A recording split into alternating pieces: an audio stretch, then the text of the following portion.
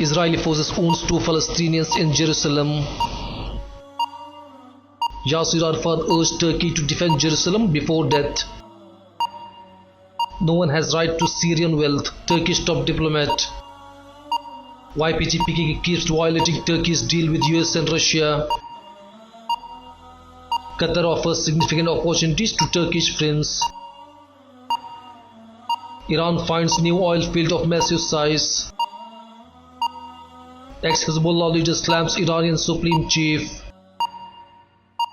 Libyan minister slams Russia, urges US to help.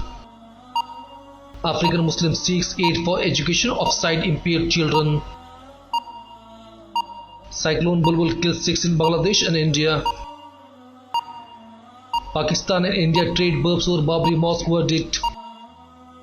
Respects Babri Mosque verdict but shocked Indian Muslims.